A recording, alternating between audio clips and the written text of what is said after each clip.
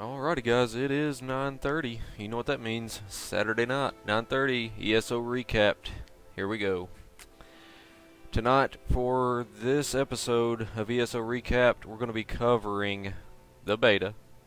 No, I'm not leaking information. We're going to cover leveling, questing, and exploration. So let's go ahead and I'm going to start this off with some quick points about the beta. As a lot of you guys know by now, beta invitations went out this past Tuesday for this weekend. There's a test session going on right now that many players worldwide are working on this thing to test. So everybody's very hard at work on this game right now, trying to get it as polished and as ready as what they can for when this game goes live. But I wanted to bring up some points that I've seen a lot of on Facebook over the last few days. Point number one. I got an invite. This post has been so massive by so many people. Guys, ZeniMax is extremely thrilled to have you guys in testing the game. I mean, they really are. But we don't really need everybody going straight to Facebook posting that you got a beta invite. And the biggest reason is it makes you a target. You're going to be hounded by your friends, by the people that didn't receive an invite. They're going to be sending you private messages saying, keep me informed, what's going on, tell me everything, give me what I need to know. Just try to stay away from this. I mean, bottom line. You don't need to have people hounding you, trying to get information out of you. It breaks the NDA. And I'm going to go a little bit more into that here in just a second. Also, it's not a good idea to be copy-pasting information from these emails that you're sent for the beta, taking screenshots of it, making a video about your beta invitation. This stuff, same exact reasons I just give before. Plus, you don't want your beta key landing in someone else's hands. I've seen a lot of people posting their beta keys up all over Facebook, all over YouTube. Don't be doing this. People, get your beta key. You're going to get into some big trouble over that. So bottom line, don't do it. Next, where can I download ESO? That's another question that a lot of people has been asking. In order to download ESO Beta, you're going to have to be invited by ZeniMax Online Studios, period. It's going to have detailed instructions on how you obtain the beta and everything that you need to know about the beta. So make sure you're reading these emails thoroughly. Pay attention to what this stuff says. Read it. Next, why can't I log in? Again, read your initial beta invitation. It's got every bit of the information that you need to know about the game and the contents of the beta. If you continue to have problems, you should contact ZeniMax support through their help.elderscrollsonline.com link. It's also right there on the page. Just click support. You can use email. They actually just brought online the live chat option and phone. So those options are there for you guys as well. Next point is, why have you still not sent me an invite? Rage, I'm so mad, ZeniMax is seriously ramping up invites as we get closer to beta. ZeniMax back in November reported they had over 300,000 people in the game over that weekend. That's just some amazing numbers. I seriously did not see that coming, that they had that many people in November playing the game. That floored me to have that many people. Also, I've seen this quite a bit from people online that they get mad because they've not gotten a beta invite, and I've simply replied back to them, keep an eye on your spam folder. If you're using Gmail, check the promotions tab. And I have literally had people come back to me and say, oh my god, I had an email in there from 4 months ago for a beta invite. It's like, yeah, I mean, you should have checked. So, definitely, guys, pay attention to your spam folder. Check the promotions tab if you use Gmail, because these invites are filtered to the promotions tab. Last point that I've been seeing a lot of is I can't wait to stream, record my beta experience, tell everybody about it. Yes, I know you're extremely excited. You want to get the word out there. You want to show people what this game's about. But right now, guys, you can't do it. The game is under an extremely strict non-disclosure agreement. When you signed up for beta, you agreed to this agreement. Okay, and it basically means that you are not permitted to stream, record video, or talk about the contents of the beta. What you get inside of the game. You can't talk about it. We are free to talk about public information that ZeniMax has given to us, and that's exactly what I do on this ESO Recapped, is cover what we've been given. But anything that's beyond that, you cannot post it, whether it be text, video, a picture, whatever. You know, you can't be releasing anything inside of the beta, bottom line. Another thing is I see a lot of people doing is, hey, I'll sell my beta key for 20 bucks. I'll sell it for 50 bucks. Blah, blah, blah, blah. I'll trade it for a WildStar key. I'll trade it for this. I'll trade it for that. I don't want to play. Does anybody want this? And they want to give these beta keys away. You can't do that. These keys are your keys, nobody else's. You cannot give it away. You can't sell it. You can't trade it. It's your key. Lastly, use the beta forums. Alright, a lot of people have flooded Facebook, especially today, with can't log in stuff and servers down, blah blah blah blah blah. Don't be reporting this stuff to Facebook. Use the forums. Alright, that's why they're there. I can't give you guys direct links. Go read your emails. All that information is there. I'm going to be giving some links in the replay video at the bottom for where you can sign up for beta. It's elderscrollsonline.com/en/beta. Your NDA, you can find that at elderscrollsonline.com/en/legal/NDA. And like I said before, you can find support at help.elderscrollsonline.com. Now that that's out of the way, let's go ahead and get into our main points for episode 4.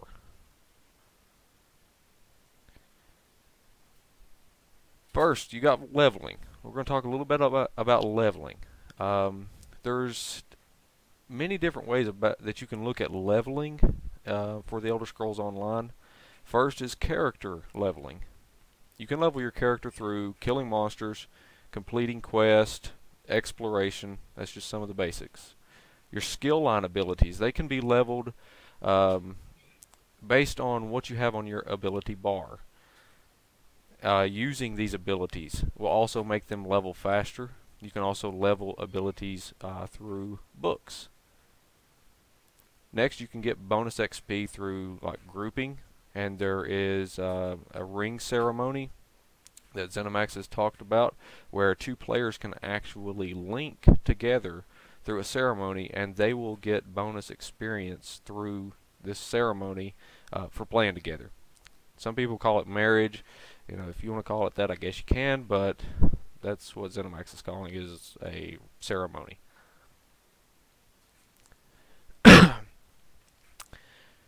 Questing and exploration. Questing and exploration both, they go hand in hand, so I'm going to put both of these together as I go down this list. First, as a player explores the world, they're going to come across what ZeniMax calls points of interest, which is kind of like pockets of quest. These quests are designed to be part of a larger unfolding story. So as you're questing, short term, you're not really going to see a very detailed story short term, but as you're doing all of these quests, you're going to see a larger picture come into play, and all these smaller quests that you was doing start to make sense of why you were doing them, and it starts painting a picture of why you did what you did.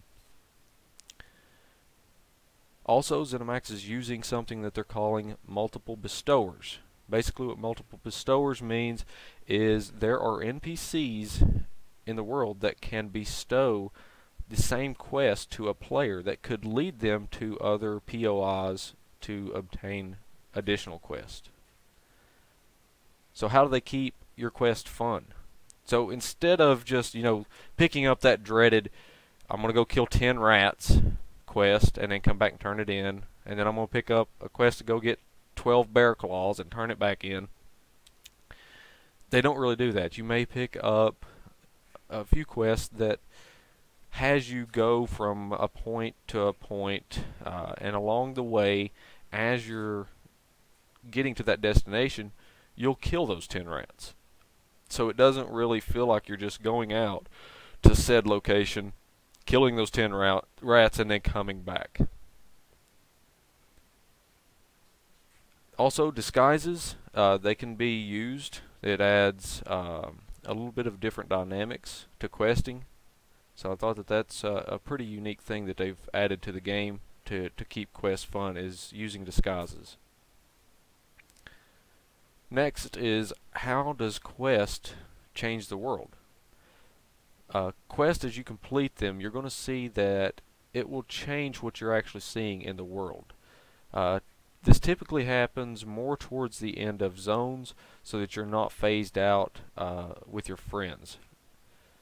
Also, quest decisions, they're not going to be disabling content for you. So if you make a decision, at level 5, and then you get up to level cap, and then all of a sudden it's like, well, I didn't want to make that decision now because I don't have this access to this quest. They've not designed these quests to put you in that kind of a predicament.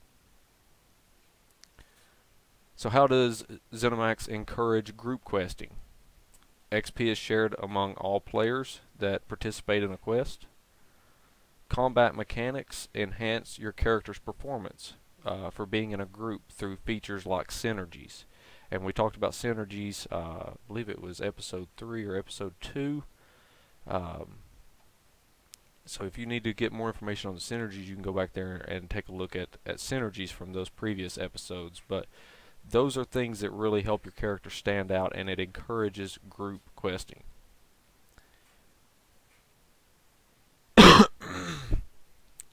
I've also got an example here of a quest that Paul Sage and Rich Lambert set down recently, or a little while back, that they gave an example of a quest. For instance, you may be given a quest to go kill a werewolf leader. As you're working on this objective, you're going to come across other objectives that pertain to this werewolf leader. Maybe he's been capturing prisoners and holding them hostage, and you will have those objectives to free those prisoners. And there could be other items along the way as you're trying to get to this objective to ultimately kill this werewolf leader. So when you finally get to that location and you kill that werewolf leader, then the town's going to recognize you as being the person that actually took care of that leader and saved their town.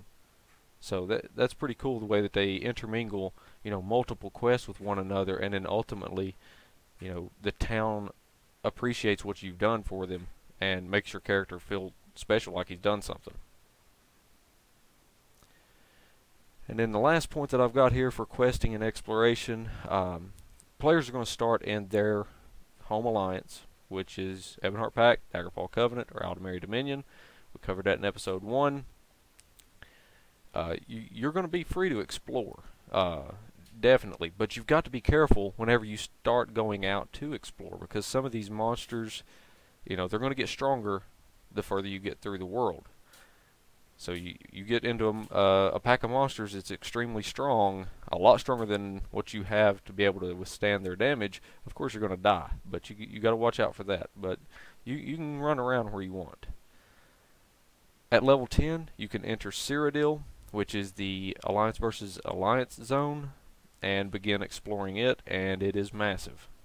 I know I've mentioned that earlier, and I just can't put it into words as to how big that zone is. It is massive. At level 50, you can move on to level 50 plus content, which is where you choose one of the 2 remaining alliance zones. that of course is not yours. When you complete that content, then you're going to have 50 plus plus content, which is the final alliance zone remaining, and you'll go through that, and that's where you start getting a lot of your really, really good gear. So I want to keep this episode pretty short. You know, I know that with the beta testing and stuff that's going on, of course, naturally, it's going to bring more attention to the channel. And I know I've already seen a bunch of stuff blowing up in the channel, people complaining or whatever because I'm not showing footage. You're not going to get that from me. I'm not going to leak any footage. So if that's what you came here for, I'm sorry. But you know, I encourage you guys to definitely follow the series. I'm going back over all of the information we know about the game, trying to get you guys prepared for the Elder Scrolls Online when it does launch.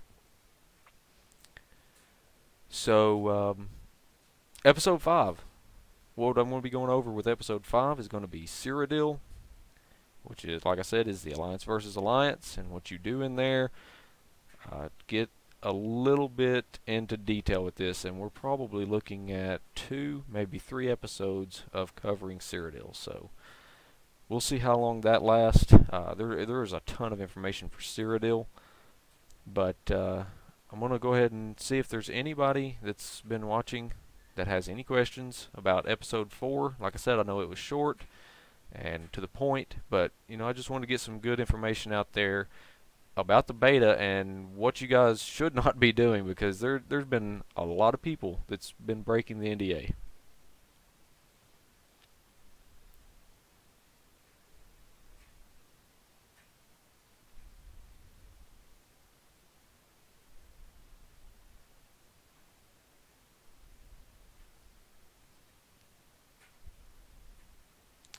And if Mikey's still in here, Defatank playing the Elder Scrolls Online.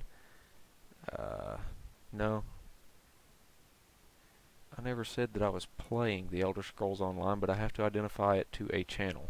If you read the title of this stream, it's Episode 4 ESO Recapped. So that's exactly what we're doing here.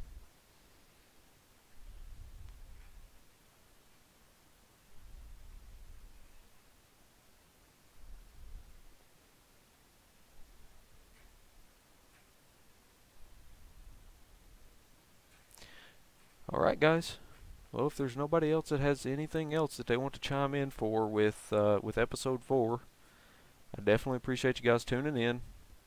Like I said, anybody that just tuned in, you know, head over, check out the first 3 episodes for ESO Recapped.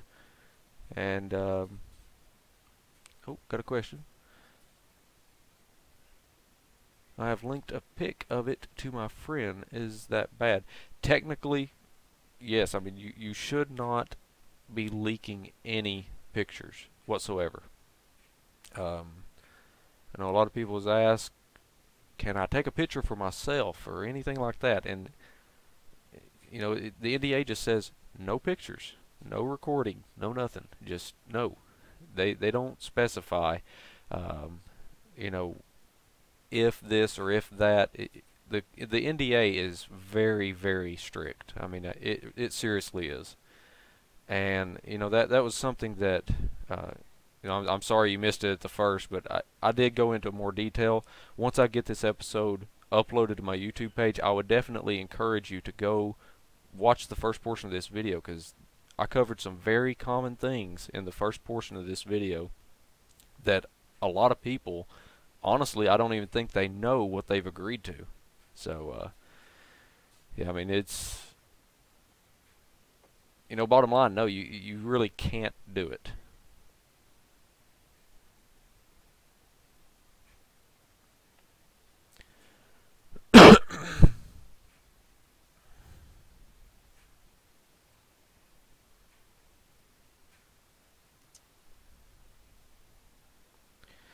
Alright, guys. Well, that's all I have for the time being. And we will see you guys back next Saturday for episode number 5. Yeah, episode number 5. Wow, they're getting away from me. Like I said, we'll cover Cyrodiil, AVA, and go a little bit in detail with that. Episode 5 will be the basics of it, and then I'll go into some more details with episode 6. So that's kind of a little bit of overview of where we're going, but I appreciate everybody tuning in, and we'll see you guys next Saturday.